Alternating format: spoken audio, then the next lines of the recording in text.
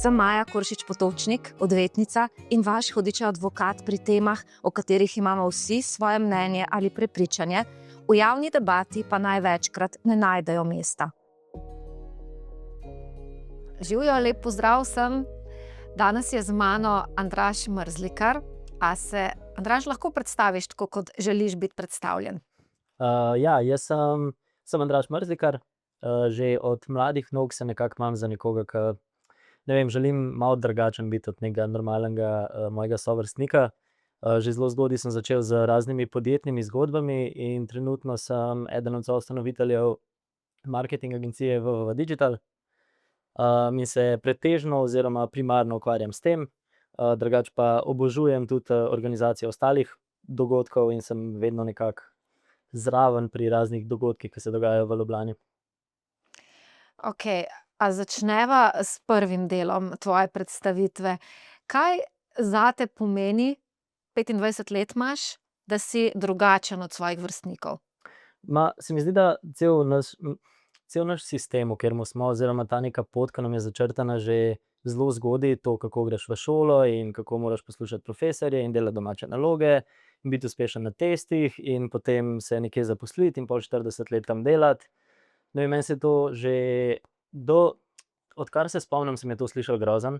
Ko sem bil mlajši, sem imel ogromno nekih služb, ko sem probaval, kaj mi je sploh všeč v življenju, kje želim nekje pristati.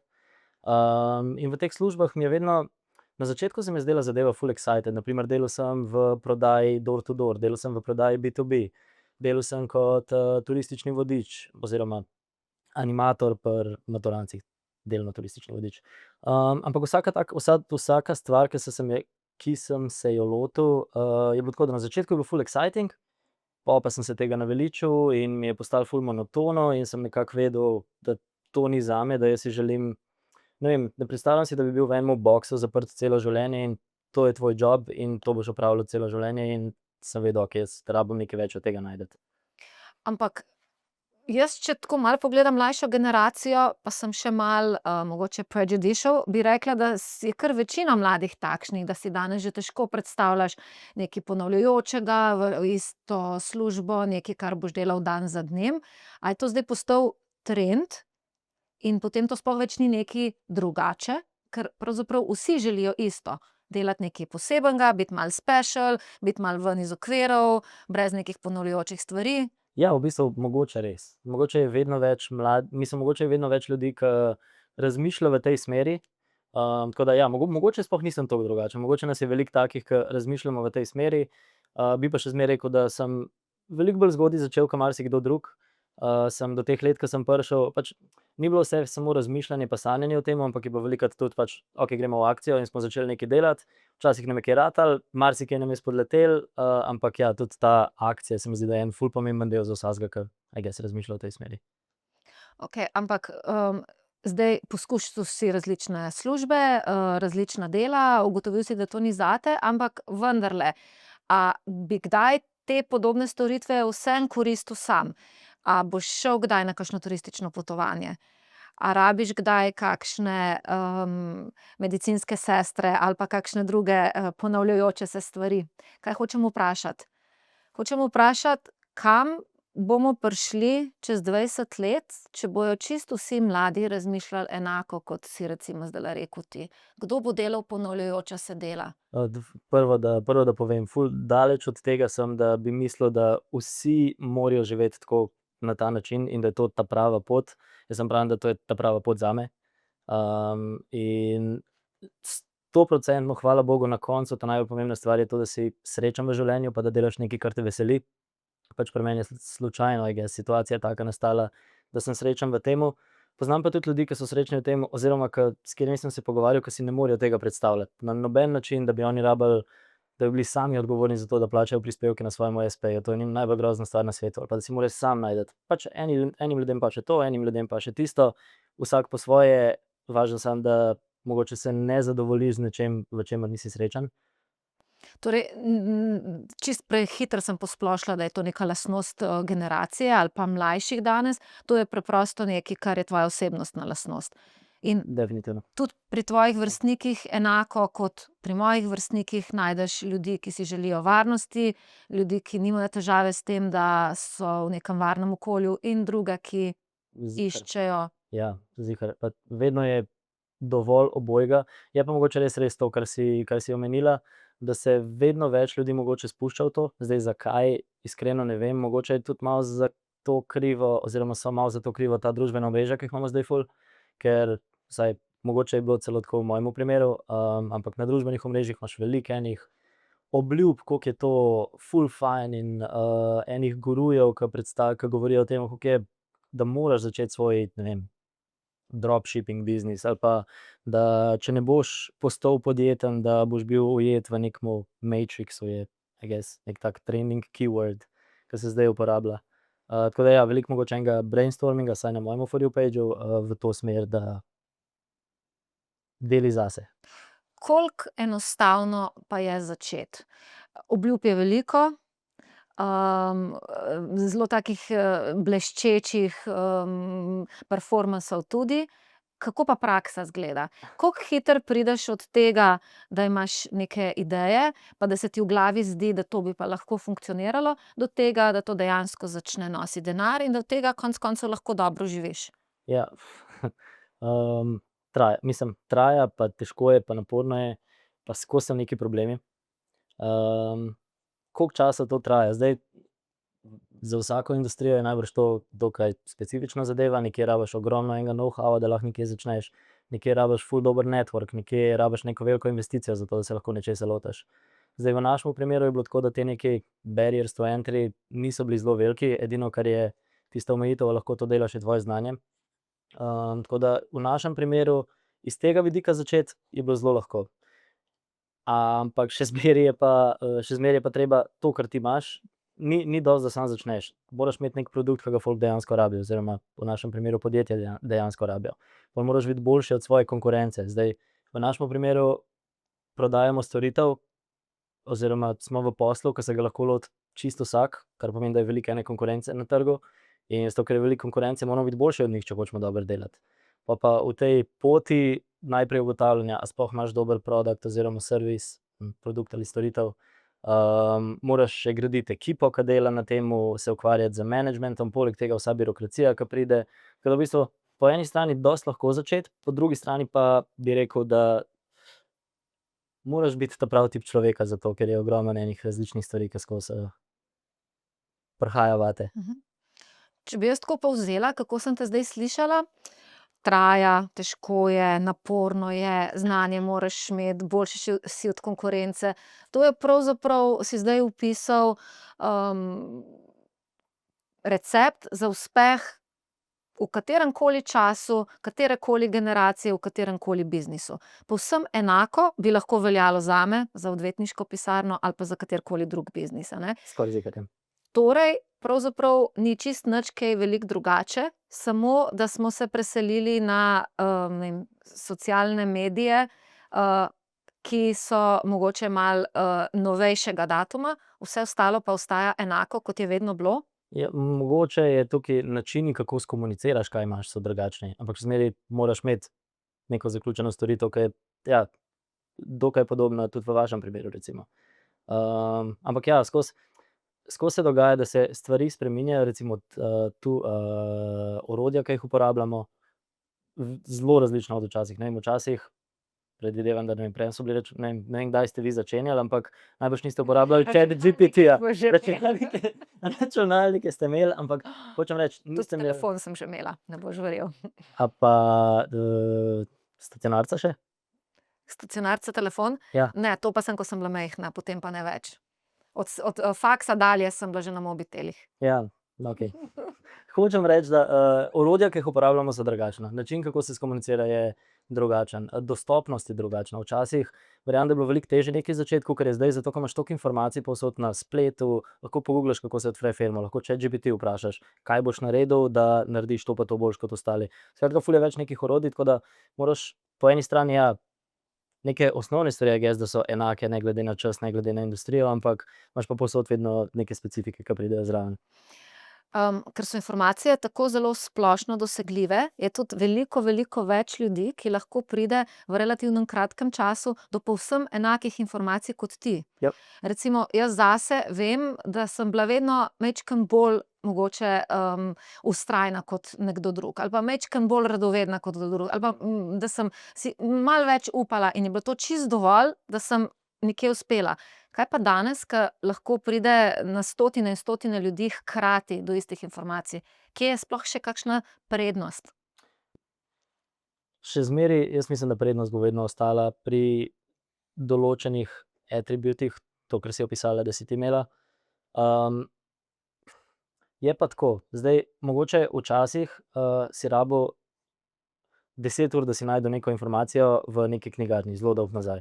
Ali pa je bilo težje dostopno nekaj najti na internetu. Zdaj je vse to hitreje dostopno, ampak še zmeraj, če hočeš biti v onemu 1% ali pa 10%, da ti nekaj uspe, spet rabiš isto časa vložiti, ker osnovne informacije so dostopne za vse, ampak tisto ekstra, ki ti manjka, zato da si boljši od ostalih, bo pa vedno tam, zato ker si dlje časa na nečemu preživel. Ali v preteklosti, da si pridobil to znanje, ali pa zdaj z nekim researchom. Kako pa pridobivaš znanje? Oziroma na kakšno pridobivanje znanja staviš? Praksa. Praksa. Ja, praksa. V Torej, praksi. faks, šola, branje, mogoče tudi dnevni časopisi, vse to, kaj, ni več pomembno, je manj pomembno? Jaz bi rekel, vse je pomembno do neke mere za nekoga nekje v življenju. Na primer, ena stvar, ki je meni ful ostala, ki mi je skozi moj oče govoril, je to, da mogoče tega znanja, ki smo ga mislim, te stvari, ki smo se jih mi učili v srednji šoli, da to ni uporabno zame v tem, kar bom počel v življenju, na primer biologija. Je pa fajn biti splošno razgledan, da se lahko z nekom pogovarjaš, pa ne izpadeš kot debil. Pa po drugi strani, mogoče je tudi faks v redu zato, da znaš sam sebi dokazati, da si sposoben nekaj narediti, tudi če ti ne paše. Ali pa, ne vem, mogoče nekomu v prihodnosti, ko bo tvoj šef, pokazati, da ja, okej, saj nisi rabo nikoli biologije, ampak si pa zaključil nekaj, česar si se lotil. In mogoče, I guess, da hočem reči, da tudi s tem, ko narediš, ni samo tisto znanje, ki ga odneseš ven, to biologije, fizike, slovenščine ali pa pol ekonomske, makroekonomije, mikroekonomije, da ni samo to pomembno, da so tudi te soft skillsi ali pa te neke točke dokazovanja, ne vem, kako bi temu rekel, tudi ful pomembne. Še zmeraj, še da dokončam, novice pa te stvari, itak da rabiš novice, ampak mogoče način pridobivanja novice je lahko drugačen, kot je bil včasih. Mogoče ne rabiš iti v časopis pa ga počakati, mogoče lahko napišeš ChatGPT-ju, da ti povzame najbolj relevantne novice, ki so se zgodile po svetu v zadnjem dnevu ali pa v zadnjem tednu. Kar se tiče učenja, ja, včasih si se mogel učiti iz učbenikov, zdaj pa mogoče je boljše, da se učiš iz YouTuba. Bom dal tako. Včasih si se lahko učil iz knjige, ki ti je bila dostopna, ali pa od nekoga, ki ti je bil blizu. Recimo za mentorja si lahko vzel ljudi, ki si jih dejansko poznal. Zdaj, s to tehnologijo, ki obstaja, lahko pogledaš na YouTubu video od nekoga, ki je najboljši na svetu v tem, kar dela. Na primer, jaz ne bom šel se učiti od snemalca, ki uči na recimo medijski šoli v Ljubljani, ampak bom šel raje pogledat YouTube video od nekega snemalca, ki je delal filme v Hollywoodu. Spet pač ta dostopnost je tule. A nekdo, ki je najboljši v tem, kar počne na svetu, to svoje znanje v detajle deli na YouTubu brezplačno? Eni ja, eni ne. Obstajajo določeni ljudje, ki pravijo in imajo neko misijo tega, da izobrazijo ljudi, in to delajo čisto brezplačno, zato ker to, kar so hoteli, so dosegli in zdaj, I guess, da s tem postavljajo nekako svoj legacy. Želijo čim več ljudem omogočiti, da imajo to, kar so oni imeli, in jim pokazati, da se. Denarja imajo dosti, mogoče edina stvar, ki tukaj ni edina stvar, ki imajo tega, je neka prepoznavnost. A sem jaz ta pravo merilo, da sodi, a je to čist nesebično, mogoče ne. Mogoče je kakšna agenda odzadaj, obstaja tudi ogromno nekih ljudi, ki učijo na YouTubu do neke točke, pa imajo pol še neki kurs, ki ga je treba doplačati. Ampak spet, raje dam temu človeku, ne vem, 300 evrov za neki kurs, kakor da dam nekomu tukaj v Sloveniji 300 evrov za neki kurs, ker vseeno dela v Hollywoodu, recimo. Koliko pa je v tvojem delu stvari, ki ti ne pašejo? Rekel si, da konec koncev cela izobrazba bila predpriprava na to, da v življenju delaš tudi stvari, ki ti ne pašejo. Ampak danes se mi pa vendarle zdi, da vsi stremimo k temu, da je čim manj stvari v našem življenju, ki bi jih morali narediti, pa nam ne pašejo. Koliko je takih? Koliko je še sploh takih stvari pri tvojem delu? Ful, ogromno. Najbolj ta zadnja stvar, recimo meni osebno največja muka je ukvarjati se s čimerkoli, ki je povezano z javno upravo. Ker se ti ljudje ne javljajo na telefone, pa pol te dajo, ja, vas bom privezala na to številko, pa na ono številko, ampak pač mora biti narejen. Take ponavljajoče, predvidljive zadeve, kot na primer knjiženje računov, še zmeraj jaz delam pri nas. Pa mogoče ne bi rabil, mogoče bi lahko nekoga najel za to, zdaj imam tudi nekoga, ki mi pomaga s tem, ampak še zmeraj na koncu raje ne bi tega delal, kakor da tako, ne vem, 30% mogoče, ali pa 40. A bi bilo mogoče, da si zorganiziraš svoj lastni posel na način, da ti ne bi bilo potrebno niti ene stvari delati, ki ti ne paše? Najbrž bi bilo. Ne vem, ampak mogoče bi prišel do točke, kjer bi vse stvari, ki misliš, da ti ne pašejo, dal stran, pa bi prišle nove stvari, ki bi se ti zdele dolgočasne, ali pa bi problemi nastali, ki jih nujno moraš ti rešiti, ker jih noben drug ne zna, tako da ne vem. Mogoče v teoriji, ja, v praksi ne vem, če. Okej, a lahko tako mi zelo strnjeno odgovoriš, čeprav si to že malo se do tega dotaknil. V čem si torej danes lahko boljši od konkurence? Ali pa na katerih področjih je treba delati ali pa si prizadevati, da si boljši od konkurence? V vsem. Jaz bi rekel, da v vsem si lahko boljši od konkurence, če si se dosti pripravljen potruditi. Mogoče ne bo to jutri, mogoče bo to čez 10 let, 20 let, ampak sem prepričan, da mogoče je tudi talent tukaj ena stvar, ki pride v vprašanje, ampak vsaj v neki top 1% lahko prideš. Potruditi, to je skupni imenovalec. Ja. Včasih se mi zdi, ko gledam družbena omrežja, da si marsikdo predstavlja, da je to vse tako zelo enostavno, da ti se pač nečesa lotiš in uspeh pride sam po sebi, brez truda, brez da bi bilo potrebno malo počakati, brez da bi, skratka, pride in kar naenkrat si uspešen. A to drži? Ne. Mislim, da kogarkoli, kdorkoli vpraša, pa to reče, če kdorkoli reče, da je ful lahko, pol ti najbrž nekaj prodaja. Okej.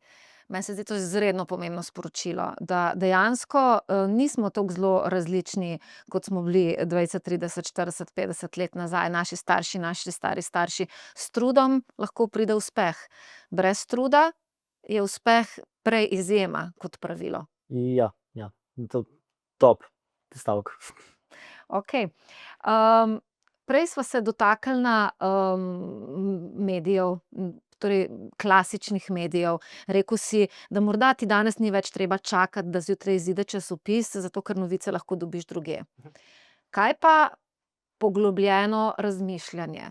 Kaj pa lepota jezika, recimo, ki pride zraven s kvalitetnimi članki v kvalitetnih publikacijah? Kaj pa ideje, ki jih ljudje razvijajo? Neko odpiranje obzorij? A to tudi dobiš lahko oziroma koliko globoko moraš iskati, da to najdeš, recimo na družbenih omrežjih? Na družbenih omrežjih ali nisem mogoče čisto štekal, kaj me hočeš vprašati? Saj, zato ker sem hotela zaviti, da bi mi povedal nekaj, kar bi jaz želela slišati, a ne. Jaz recimo v časopisih najdem vse kaj drugega kakor novice. Ja. Najdem kritično razmišljanje, najdem ideje, najdem strokovne razprave, lep jezik, priporočila, ki si jih želim, ne vem, prebrati, a ne. A imamo kakšno alternativo za te stvari tudi na družbenih omrežjih? Ja, mislim, jaz sem prepričan, da bo na družbenih omrežjih obstajala, ker saj to če te prav razumem, govoriš o tem, način, kako so zadeve zapisane, predstavljene. Jaz bi rekel, da je to stvar, ki jo lahko brez problema daš tudi na družbena omrežja v istem formatu, kot je tam. Samo vprašanje, če je kdo tak, ki si želi to delati, pa če je na družbenih omrežjih publika, ki si želi to poslušati. Pa koliko je velika.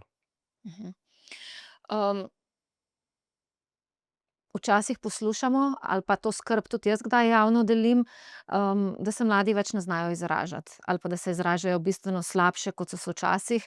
Mnogi tudi berejo ne več, recimo mogoče, obstajajo med nami študenti, ki, sploh niso več sposobni nekega leposlovnega dela prebrati do konca.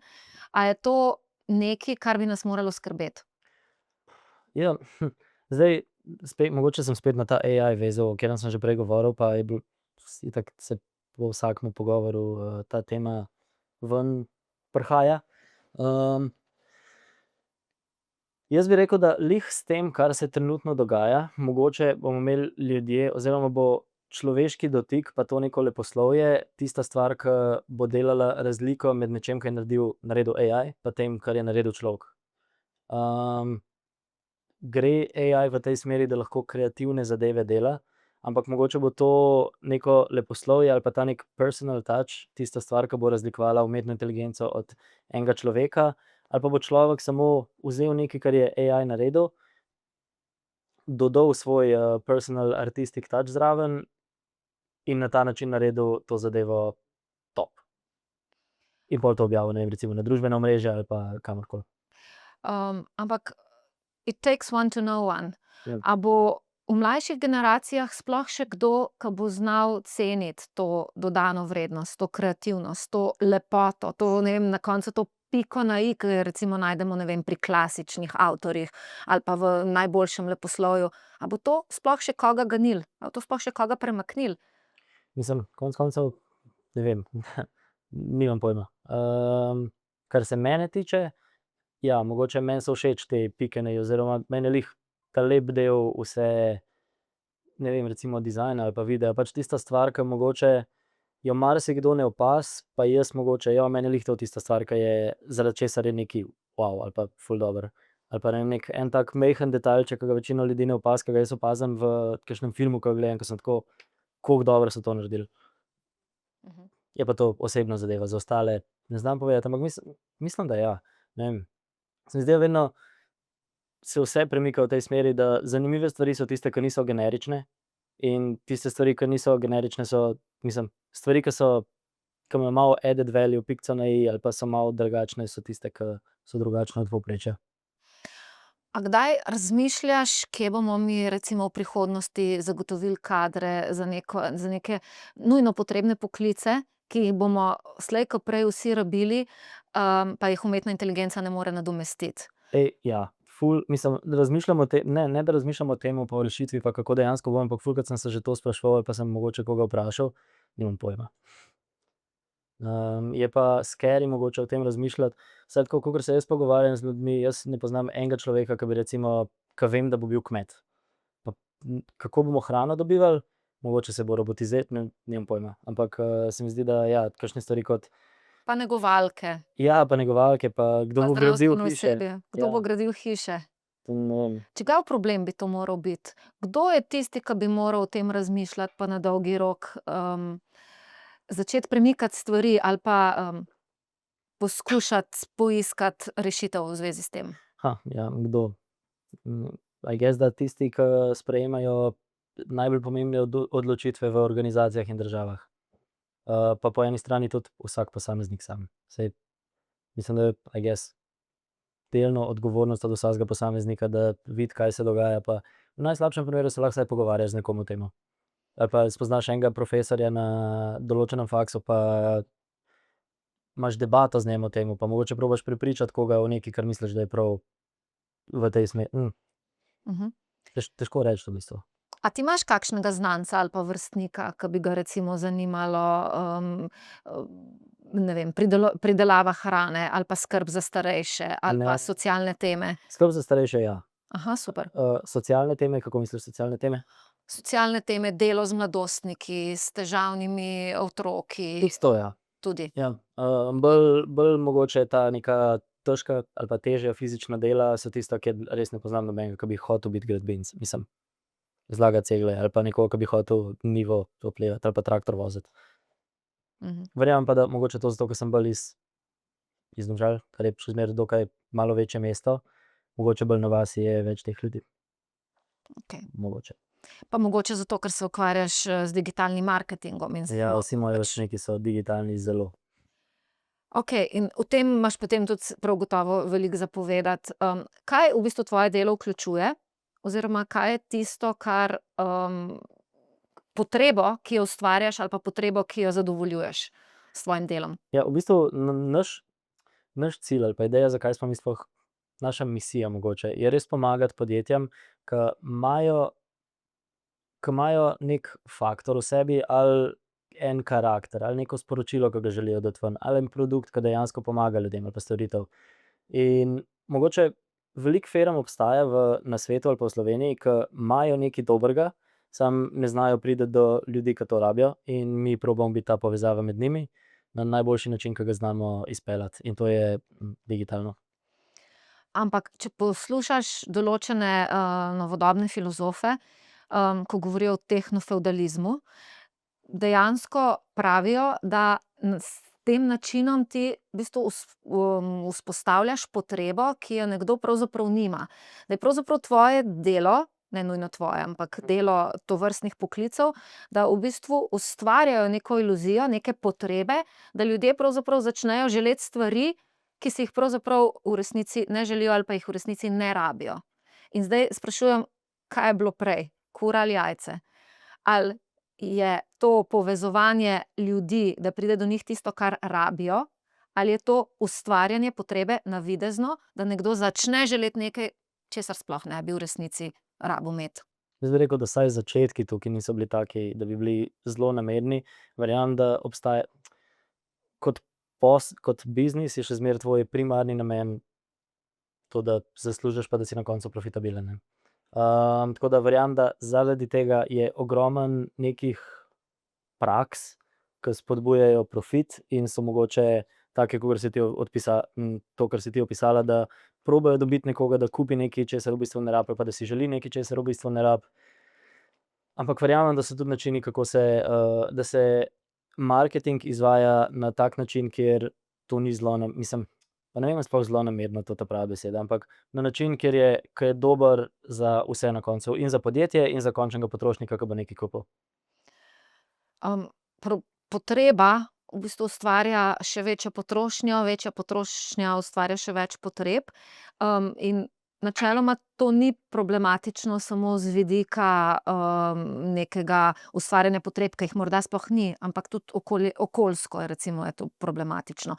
Ta pretirana potrošnja nas pelje, niti ne bom pojasnjevala, kam vse nas pelje, a ne.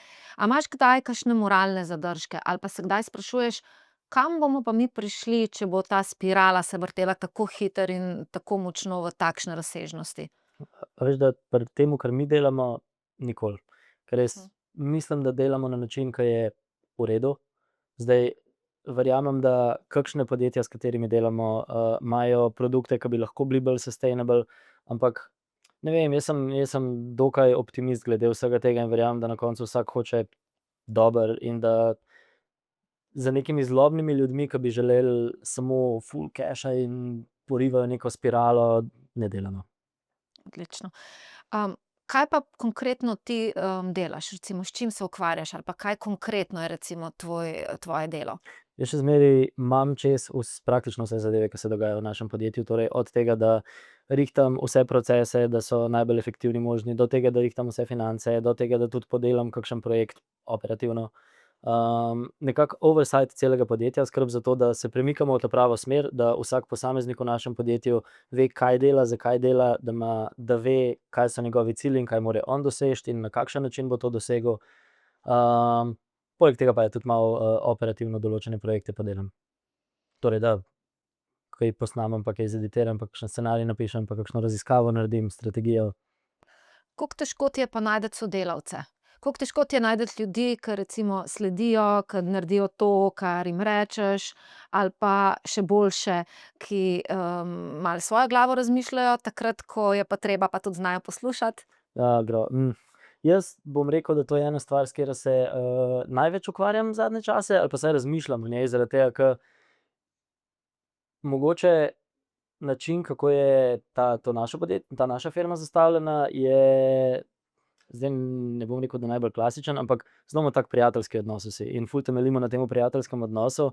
In bi rekel, da mogoče kultura pri nas je to, da naredi, kar misliš, da je najboljše zate in vse ostale. Potrudi se najbolj možno in zaupaj, da bodo tudi drugi se potrudili najbolj možno.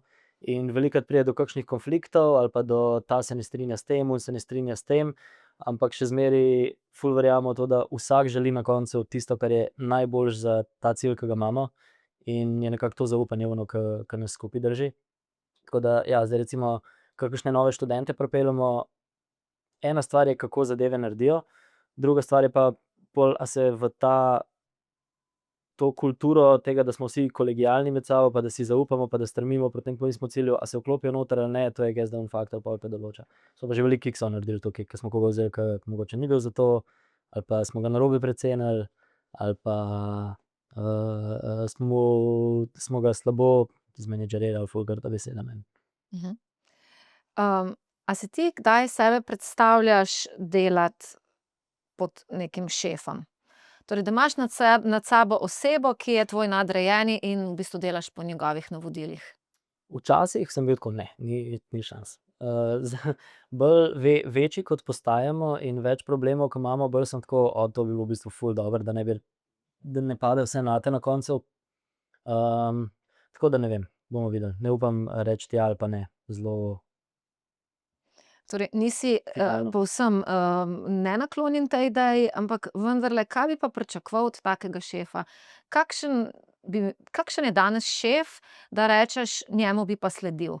Ali pa njej bi pa sledil? Jaz bi rekel, da je pomembno, da ima neko vizijo, da ve, kaj si ima neko vizijo, kateri si se ti pripravljen priklopiti, želi narediti nekaj velikega, nekaj dobrega.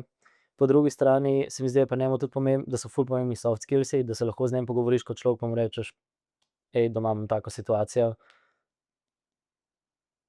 A lahko si vzamem 3 dni dopusta?" Vem, da ni naša taka politika, ampak ne vem, tako da mora biti mogoče malo človeški pa human. Malo človeški pa human? Zelo človeški pa human. Tudi bi rekel, da je fajn, da je na določene trenutke zelo strog pa urejen, ker pač nisem ekspert na tem področju, ampak moja mami pa je. In jaz sem se veliko tega naučil, ali pa jo poslušal, kaj je kaj razlagala. Firma ima cikle, ne. Imaš cikle, imaš obdobje v firmi, ko rabiš zelo nekoga, ki je zelo velik vizionar, imaš obdobja, ke je treba pač podelati. Takrat, ko je treba podelati, rabiš nekoga, ke je strog, da ti bo rekel: "Glej, zdaj pa dosti zajebancije, zdaj se je treba pa usesti pa to zadevo narediti." Deadline je takrat. Imaš pa tudi trenutke, ke je cajt za to, da se zorganizira en team building, pa da se malo z njim pogovoriš, pa da imaš neki oseben odnos. Pač tako, veliko je enih takih stvari, ke so ful pomembne. Po mojem mnenju. Vizija. Zdaj si nekajkrat omenil, da je treba imeti vizijo, da se priključiš nekomu, ki ima vizijo. To je en tak zelo močen izraz, ampak v bistvu si pa vsak od nas malo po svoje predstavlja, kaj je vizija. Kaj je zate vizija in na kakšen način se vizijo komunicira z drugimi, da lahko pelješ ljudi proti istemu cilju? Jaz, ko pomislim na vizijo, pomislim na pač neko prihodnost, vidim, tako bi rad, da nekaj izgleda, ne vem, a tako bi rad, da svet izgleda, a tako bi rad, da naša firma izgleda. Pa jaz si to tako dokaj slikovito predstavljam, ne vem, jaz recimo, ko vidim našo firmo, si predstavljam eno kampanjo, ke jo izvajamo s helikopterjem in delamo nekaj, kar je tako ful gleda, norci. Zabavno. A bi lahko kaj od tega znanja ali pa kaj od teh stališč uporabili pri temah, ki so nam vsem pomembne, recimo pri političnih temah, pri vodenju države, pri državni upravi, si prej omenjal, pri stvareh, ke se nas čisto vseh tičejo, pa se včasih zdi, da kar malo primanjkuje te vizije. Ja. Kako? Kako? Ja. Kaj bi bil recimo nasvet, ke bi Prave ga ljudi rabiš. ta prave ljudi rabiš? Ja, pa jaz bi rekel, da eni ljudje so ful mission, vision driven, je to tista stvar, ke jih pelje v življenju, eni pač niso. Tisti ljudje, ke so na nekih visokih pozicijah, jaz mislim, da morajo biti taki. Kaj se po tvojem mnenju recimo v naši politiki dogaja, da se včasih zdi, da primanjkuje vizije? Pa, ni, Jaz bi rekel, da naša politika ni toliko, pa spet nisem ekspert na tem področju, ampak bi rekel, da naša politika je bolj to, kdo bo zmagal volitve, kakor to, kaj bo kdo dejansko naredil. Pa kako bi si ljudje želeli, da svet izgleda.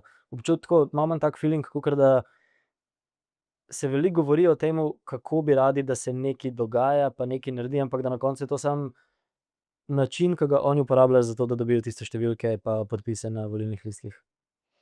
Kaj bi bilo recimo zate ali pa za tvoj krog znancev pa prijateljev ali pa tvojih sovrstnikov pomembno, da bi lahko recimo rekli, da ima neki politik vizijo, ki bi lahko sledili? A kako bi ta Tej vizija viziji, izgledala? kako bi izgledala ali pa kako bi jo skomuniciral ali pa kako bi se obnašal, da bi dobil vaše zaupanje? Mislim, okej, itak, če hočeš ti nekomu sebe prodati, je treba to zadevo zmarketirati, spiarati. Tako da, ja, je treba na ta pravi način skomunicirati, kaj si želiš sploh ustvariti. Zdaj, nekaterim ljudem bo bilo to všeč, enim pač ne bo. Ampak pol, ko se to zgodi, se pa zelo hitro vidi, ali ljudje delajo nekaj v tej smeri ali ne. Recimo Trump, ne glede na to, ali se strinjaš z njim ali se ne strinjaš z njim, on neko vizijo ima, pa veliko dela na tem, da se nekaj dogaja v tej smeri, ker je skozi na novicah. Tle je začel problem, tam je začel problem, tam je začel problem. Dela na tem, da se dejansko nekaj dogaja na tem področju. Tle v Sloveniji se mi zdi pa, da ne vem, kaj da se nič ne dogaja nikoli. Oziroma zelo malo. Kakšno dogajanje recimo bi ti podprl v slovenski politiki, da bi te recimo spravili na noge, da bi rekel, to smo rabili, temu človeku ali pa tej ženski, no, moškemu ali ženski, gre moje zaupanje, gre moj glas recimo. Ena ideja mogoče. Kaj bi bilo tisto, ki bi te spravilo na obrate? Mene osebno zadeve vezane na podjetništvo. Mogoče ena stvar, ki mi ni všeč v Sloveniji, je pogoji, ki jih podjetniki tukaj imamo. Ogromno ljudi obstaja, ki iščejo načine, kako bodo firme odpirali v Cipru, način, kako se odpirajo firme, tukaj je zakompliciran, nikjer ne dobiš informacij, kaj se naredi, kako se naredi. Jaz sem imel srečo, pa če sem to izvedel večinoma od mojega očeta. Mogoče lahko zdaj prek ChatGPT-ja to narediš, ampak še zmeraj, ko pokličeš na, kako že ona, te poslovne točke, ki jih spot. Ja, ja. Ko pokličeš na spot, se ti javi nekdo, ki bi najraje videl, samo da čim prej prekineš. Se mi zdi, v tej smeri, ko bi nekdo delal, tisto bi bila ona stvar, ki bi dobila ful moje podpore. Okej. Nočem pa iti preveč v te družbeno-politične zadeve. Ker zakaj nočeš iti? Mislim, zelo težko dobim kogarkoli, ki bi se o tem hotel pogovarjati. Hkrati pa na mladih svet stoji. Se strinjam. Jaz sam nekako verjamem, da s tem, ko bi se ful preveč politično v javnosti opredelil, bi lahko vplival na to, kako neka stranka ali pa potencialna stranka gleda na nas. In pač tega v javnosti si ne želim preveč delati, čeprav mislim, da bi mogli to čim več ljudi delati. Sam sem tukaj, imam sebe pa svojo firmo na prvem mestu. Kdo pa je potem tisti, ki bi to recimo moral delati? Ti nisi to zaradi tega, ker pač želiš v tem trenutku zdaj, da se na neki način profiliraš za čim več različnih potencialnih strank recimo. Kdo pa je tisti, ki bi recimo to moral narediti? Dobro vprašanje. Eni mladi so že, ki delajo ogromno na tem, ne vem, zdaj zadnjič sem dobil TikTok od, mislim, da je Zale Klopčič. Od Zale Klopčič, ona je mlada, veliko dela na tem. Zakaj veliko dela na tem? Ne vem, kaj je njen driver ozadaj, ampak saj dela na tem, da govori o politiki pa o tem, kar ona misli, pa kako se želi, da svet izgleda.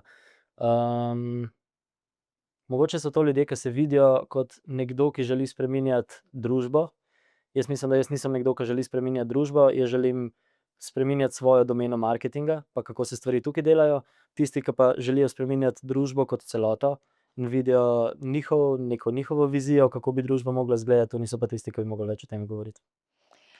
A družbena omrežja spreminjajo družbo? Ja, ful. Ogromno. Kako in na kakšen način? To je medij, kjer lahko vsak ustvari, kar hoče, kadar hoče, zelo simpel je, nič ne stane nobenega. Vsak lahko pove svoje mnenje, vsak lahko spusti komentar, kar je dvorezen meč. Po eni strani pozitivno, po drugi strani negativno, ker lahko nekdo nekaj ful dobrega, pa ful zabavnega, pa ful kreativnega ali pa pomembnega pove, ki si prej mogoče tega ni mogel privoščiti ali pa ni znal kako. Po drugi strani pa je to način, kako lahko ljudje, ki pa so mogoče zlobni je grda beseda, ampak ljudje, ki hočejo nekaj slabega narediti, isto ga izkoristijo za to, da pustijo komentarje, pa bulijajo ljudi na družbenih omrežjih, pa jih prizadenejo, pa skratka ne delajo dobrega. A obstaja ali pa bo obstajala v bližnji prihodnosti kakšna točka prenasičenosti na družbenih omrežjih? Glih nedolgo nazaj sem nekaj, ne vem, a sem bral ali sem gledal en video na to temo, ampak ja, kako je že, mislim, da se reče teorija mrtvega interneta temu. Da bo ena točka, ko bo pač toliko prenasičeno z nekimi informacijami, poleg tega, da zdaj itak ogromno enih postov je, ki jih dela umetna inteligenca sama, in da na eni točki bo prišlo do tega, da internet sploh ni več medij ali pa kanal, ki se uporablja za kakršnokoli pridobivanje informacij, ker bo vsega pač sam preveč. In potem se zgodi kaj? Pol se zgodi kaj? Pol gremo pa nazaj na tradicionalno. Pol gremo pa nazaj na žive dogodke in na mogoče časopise, ki jih spet lahko spiše ChatGPT v teoriji, ampak da se gre bolj na tradicionalno, da se gre bolj na to, da greš nekoga poslušat v živo. Ko vidiš, da ni to, da stoji tam človek. To me zdaj res zanima, kaj nekomu, ki je star 25 let, v tem trenutku pomeni tradicionalno? Mislim, tradicionalno. Zame vse stvari, ki so tradicionalen marketing, bi rekel, da so vse stvari, ki so bolj vezane na papir pa na dogodke. Čeprav bi rekel, da dogodki so še zmeraj ful pomembna zadeva, tudi papir je ful pomembna zadeva v marketingu, ampak stvari, na katerih je bil fokus, preden smo imeli internet pa pametne naprave.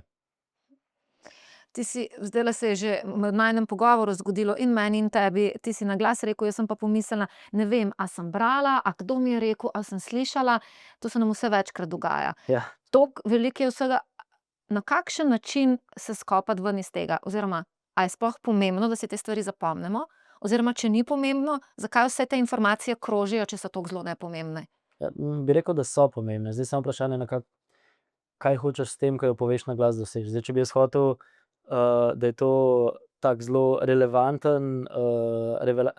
referenca v debati, ki jo imam, pa bi si zapisal, kje sem to videl, in bi se pol posledično bi bila to bolj relevantna ali pa manj relevantna referenca. Zdaj, v mojem primeru je bila to samo ena vsebina, ki sem jo videl na hitro, oziroma ni bilo toliko na hitro, sem si nekaj časa s tem vzel, pa je bilo meni osebno zanimiva brez tega, da bi razmišljal, da se bom pol s kom pogovarjal o tem. Tako da ja, če hočeš izpadati relevanten ali pa da je neka informacija vzeta kot dobra referenca, pol si pač zapišeš, kje si to videl. Okej. Koliko pa je pomembno, da dandanes še izpadeš relevanten? Koliko je to komu še sploh pomembno? Meni osebno, relevanten, resničen. Misliš resničen kot novica? Relevanten se mi je zdela drugače kar dobra beseda, ker relevantno je tisto, čemur zaupaš. Če je nekaj relevantno, a ne, je to torej nekdo, ki je zate relevanten, je nekdo, ki ima v tvojih očeh težo, ki mu zaupaš, ki mu slediš, na čigar mnenje daš več kot na mnenje nekoga drugega. Ja. In si kar pravo besedo uporabil. Kako izpadeš relevanten? Ali bom rekla, kako v tvojemu poklicu ocenjuješ, kdo je relevanten in kdo ni? Jaz bi to povezal z, ne vem, brandom. Pač nekdo relevanten je nekdo, ki dela na isti način zelo dolgo časa, in ko se pogovarjaš z njim, veš, da ti bo govoril resnico, ali pa ko dobiš neko informacijo od njega, veš, da ni brezvezna ali pa da ni fake. Po moje relevanten si samo tako, da si, veš, o čem govoriš, držiš se tega, kar rečeš, si dober človek mogoče. Sploh pač probi biti dober človek. Odlično. Probi biti dober človek, pa ne fejkati. Torej, prav zelo bati se nam ni treba, da bojo enkrat fake novice si prilastile komplet vse novice. Najbrž ne, ljudje iščejo resnico, čeprav jaz bi si upal trditi, da že zdaj vse novice, ki jih imamo, so zelo blizu tega, da so fake, ali pa zelo blizu tega, da je statistika prirejena na način, ki ga oni hoče, tako kot hoče, da izpade. Andraž, za konec. Kaj je tvoja najljubša knjiga? Moja Katera je tvoja najljubša knjiga? Scale, Jeff Hoffman. Super. Imaš še kakšno priporočilo v zvezi s kakšnim fajn branjem? Fajn branjem? Dobrim branjem. dobrim branjem.